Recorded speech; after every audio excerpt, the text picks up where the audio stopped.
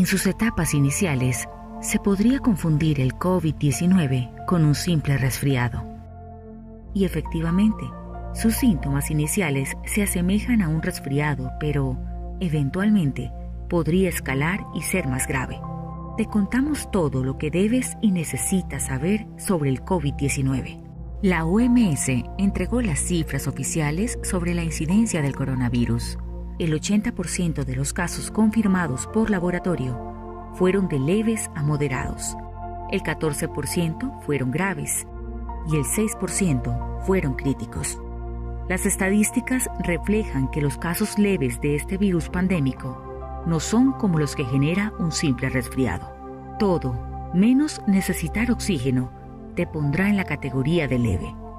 Sin embargo, los síntomas seguirán siendo severos. Si clasificas a un paciente como caso grave, necesitará oxígeno suplementario.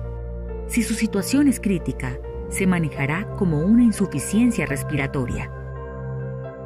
Ten en cuenta que la sintomatología, el tratamiento y el pronóstico dependen de la severidad de la infección en cada paciente.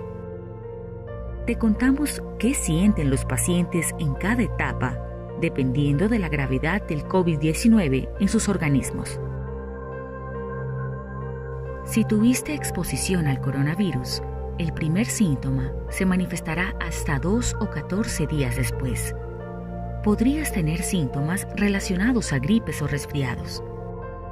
Existen casos en que los pacientes presentan náuseas, vómito, dolor abdominal y diarrea. Estos síntomas podrían aparecer días antes de los problemas respiratorios. Debes entender que los síntomas gastrointestinales no siempre se presentan en los pacientes. El COVID-19 es una enfermedad respiratoria, lo que quiere decir que la mayoría de pacientes que la padecen solamente tendrán afección en sus vías respiratorias, ya sean altas o bajas. Cuando el coronavirus ingresa al tracto respiratorio, durante los primeros días genera daño a los cilios, los pelos encargados de limpiar las vías respiratorias de mucosidad y agentes infecciosos. Si las células se infectan, pueden morir y desprenderse, lo que aumenta los desechos y ocasiona la incapacidad del cuerpo para mantener los residuos fuera de los pulmones, los bronquios y la tráquea. Posteriormente, se genera mayor inflamación, lo que causa que no quede tejido sano y dificulta la difusión del oxígeno en los pulmones.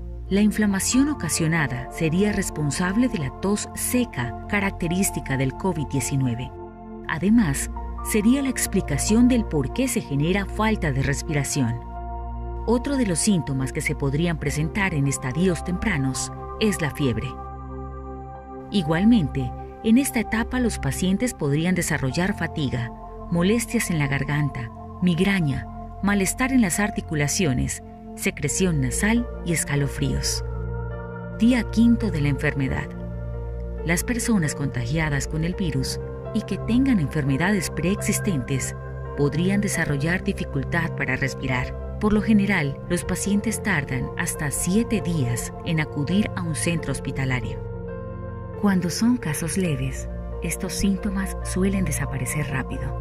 Sin embargo, se observó que cuando los casos pasaban de moderados a severos, se evidenciaba neumonía, lo que aumentaba la probabilidad de que el caso fuera mortal. El tiempo de recuperación para estos pacientes podría ser de unos pocos días a semanas. Sin embargo, en algunos casos graves y críticos, los síntomas pueden escalar a un síndrome de dificultad respiratoria aguda.